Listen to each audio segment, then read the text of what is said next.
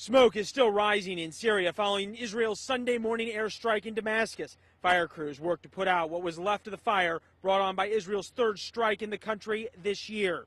The latest attack on what sources say were Iranian missiles heading to Hezbollah militants in Lebanon is ramping up tensions in the Middle East, with the Syrian government calling it, quote, a blatant act of aggression. The Syrian military has the right and responsibility to protect its country and people from any form of infringement. Israel's border with Syria is quiet, but the country is now ramping up defenses in the north in case of Syrian retaliation.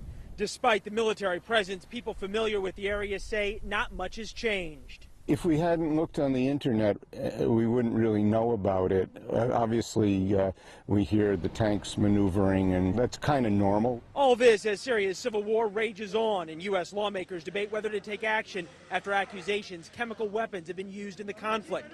Senator John McCain says he wants military intervention to help create a safe zone, as the administration says it's rethinking whether it should arm the Syrian rebels. We are capable of taking out their air on the ground with cruise missiles, cratering their runways, where all of these supplies, by the way, from Iran and Russia are coming in by air. Israel says the transfer of sophisticated weapons to Hezbollah will change the balance of power here. And while each strike on Syria may be like pulling the trigger in a game of Russian roulette, one never knows when President Assad may decide to respond.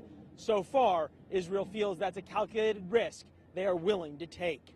In northern Israel, Leland Vittert, Fox News.